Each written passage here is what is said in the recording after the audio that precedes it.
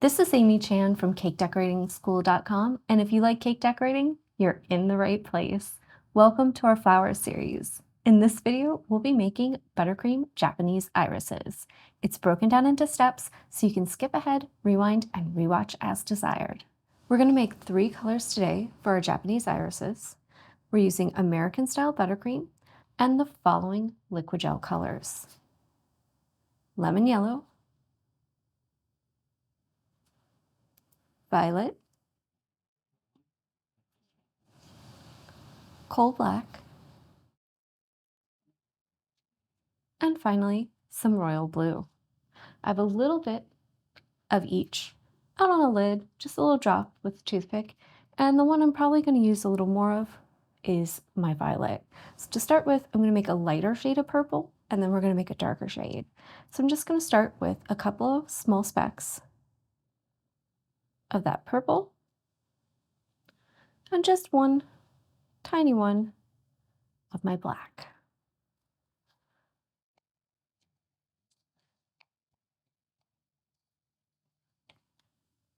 I just want to make a nice, light, kind of barely there shade of purple. And if that black was a little too much and it has it looking gray, instead of just a tiny touch dull, just add a small speck or two more of your purple. And that should take it in the right direction without making it too dark.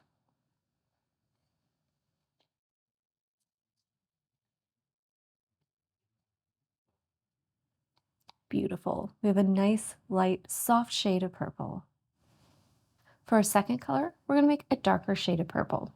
So I'm going to start with a drop of violet, a few small specks of black, and also a couple of my royal blue. We'll give this a mix around, see where we are, and we'll add more color if we need to.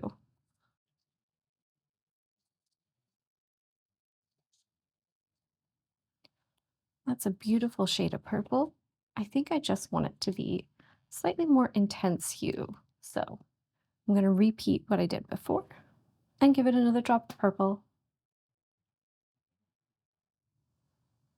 a few small specks of black, and a few of that blue.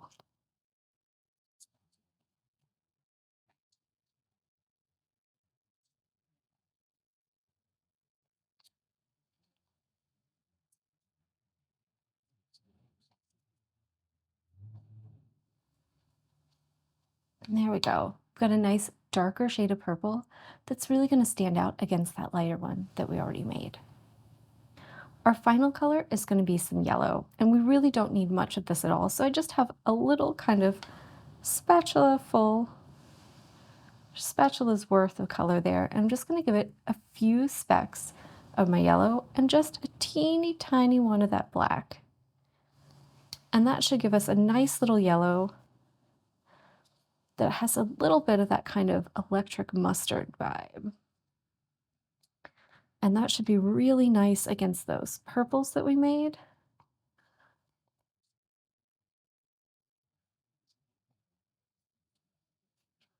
And I like where the color is going. I think I just want to make it a little bit more intense. So just a little more of that yellow and that tiny little touch of black.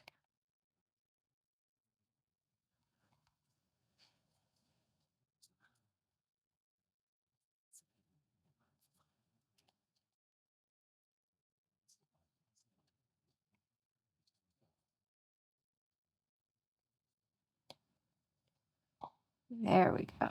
We've got a beautiful, vibrant shade there.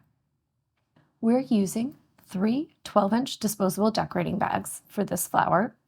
And as you can see, for our first bag, we have it loaded with our dark purple. We're using a coupler because we'll be using a 104 tip and a number 12.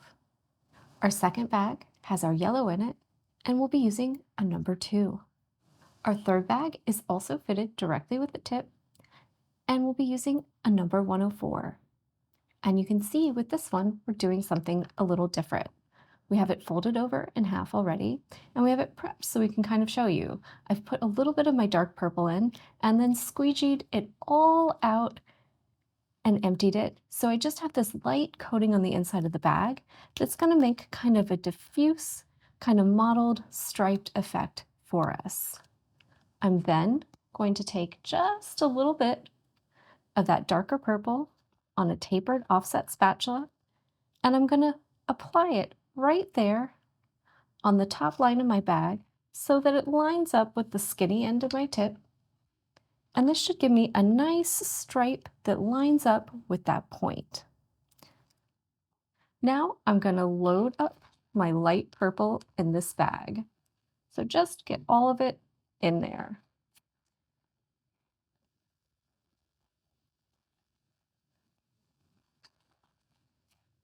When we fold our bag out and squeeze down, you can see that leaves us with a nice little marbled, kind of mottled, little bit of stripy streakiness on the sides here, and a nice definitive little stripe there on the top. And this should give us a beautiful, natural, soft pattern on our petals. We're going to review the techniques we're going to use for our Japanese iris, and a couple of them are going to be a little different than ones you might have seen from before. But to start with, very similar. We're going to do a dot, so up off our surface, let it balloon out nice and big, and then we're going to surround it with a ring to make the width that we want. And we're actually going to do a second ring on top, but same thing, just right on top of the one you already did. And that'll give us a nice little donut there with a bit of a dip in the middle that we can pipe into. For our petals, we're going to do a few different things. We're going to be using our 104 tip. And for this first one, we're piping what I call a little triangle. And we're going to hold the bag flat and at 3 o'clock and basically just pull to a point and back. So it's going to give it that nice little kind of triangle shape right there. The important thing here is the fat end of the tip is going to be up on top of the ring that we piped, and the skinny end is going to be pointed down towards the nail. So it's really the orientation of the opening of that tip that's going to allow us to pipe it down the side of our ring and give us the look that we want. The second type of petal we're going to do, I call a spear, and that's because it's got that little point on top, just like a triangle, and we're actually going to pipe that the same way. But we're going to add kind of a base onto it, and this part kind of bulges or rounds out, and it kind of reminds me of a spearhead. And for this, we're also going to be flat and at 3 o'clock, but when we're on our nail, we're going to start kind of with the fat end towards the center, and we're going to spin the nail to create a curve. And then we're going to pull down and back, and then we're going to do the same thing on the back side where we spin it to create a curve. And we're going to do this in a very small area, so it'll all join together and we won't have a gap in the middle, but it's going to be a bit of an unusual motion, and it's going to give it a kind of ruffled, beautiful, soft look, like it's opening up and flopping over for us. And it's really going to look gorgeous, but it's a little hard to demonstrate on our tray, so we'll make sure we go over it again while we're doing it on our nail. The other ones we're going to do are some narrow cupped petals. For this, we're going to have the bag at 45 degrees, and we're going to be back at 430, so it's going to be pointed towards my right shoulder, and we're going to do skinny little upright cupped petals. So we're just going to pull very narrow little teardrop shape, and on my tray, I'm going to go back, but when we're doing it on our flower, we're actually going to go up and back, and it'll make sense because we'll be in that little dip that we piped for our support ring. But you can see that little motion, because of how we hold the bag, give us a nice little cupped petal with some depth. We're going to do a few details for our centers, and they're going to be very simple ones that we've done many times before. We're using our number 2, and we're going to do some spikes and some shells. Spikes, we're just going to build up a dot and pull up while we're still squeezing, so we get the nice little look of some little frilly kind of stamens. And for our shells, we're just going to build up and then pull down and make contact. That one, bag at 45 degrees, lined up with whatever direction you're pulling in, and you just want to start out touching, lift up and let it balloon, and then pull down and away. We've gone over our techniques, so now let's review how we put them together to build our Japanese iris.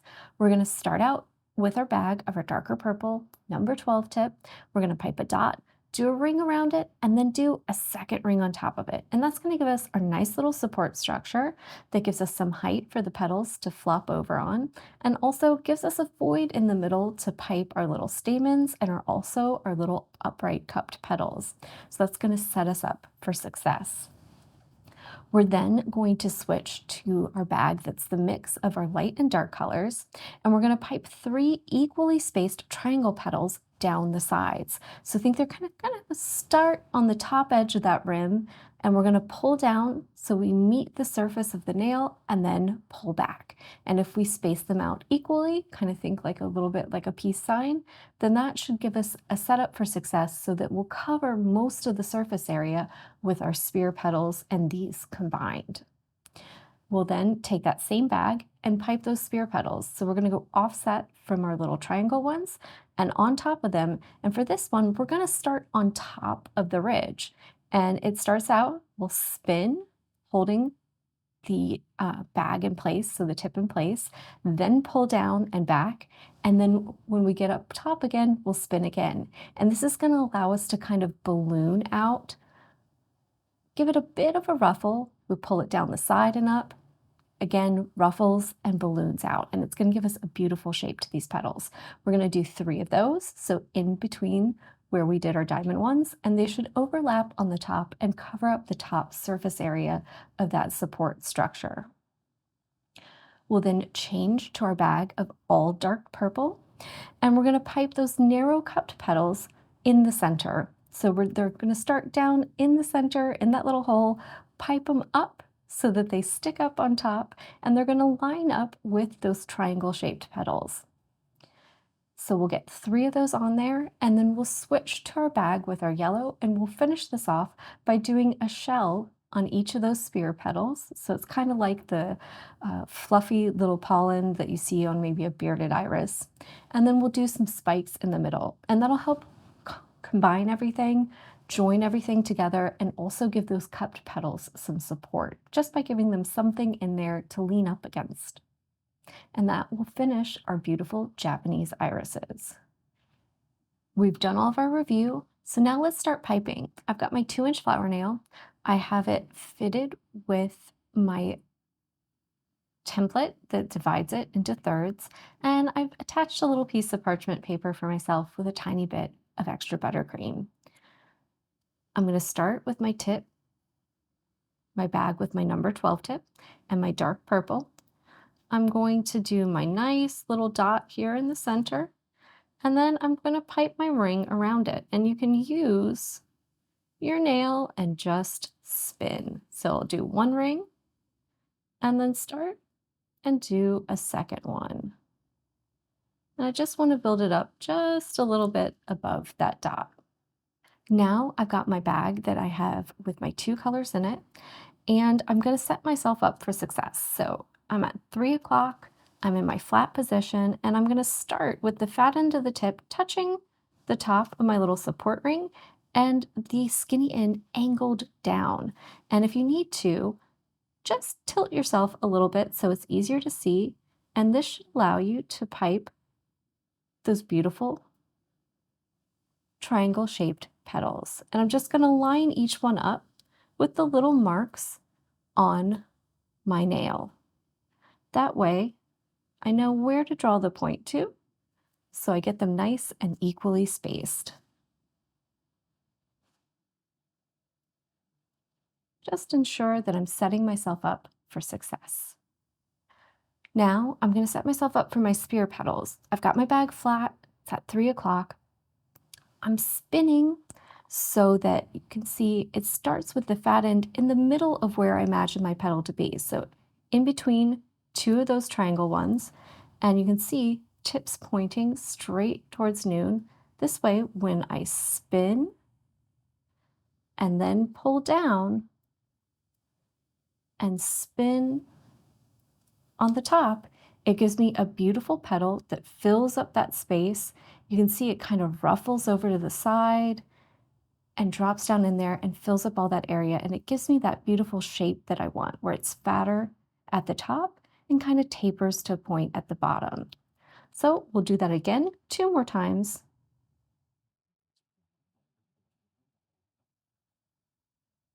Around there, pull down, up, and then spin at the top.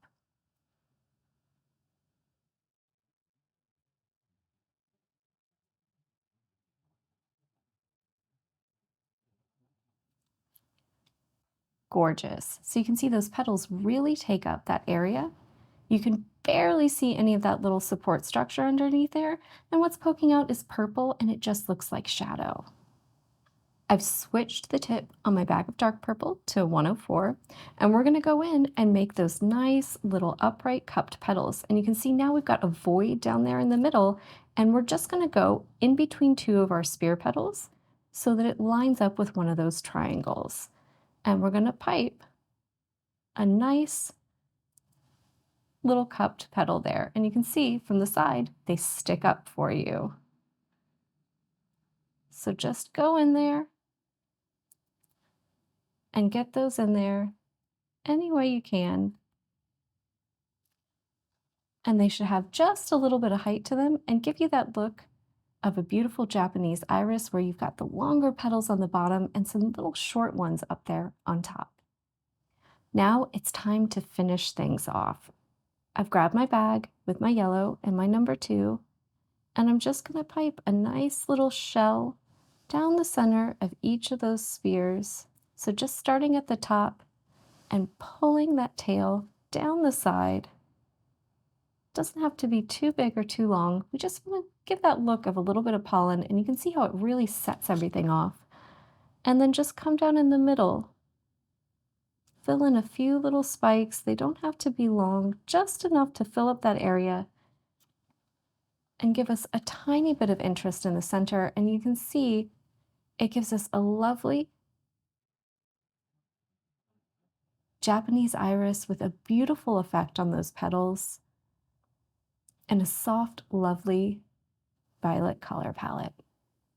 That's all for this lesson on our Japanese irises. If you enjoyed this one, try checking out our Dutch irises. If you enjoyed this video and you'd like more about the cake decorating materials and equipment we use, or just some inspirational videos about cake decorating itself, you can follow us on Insta or YouTube at Cake Decorating School. If you'd like to know more about yearly membership and what it entails, you can go to www.cakedecoratingschool.com for more information. And if you're interested in these products, you can check the links in the description.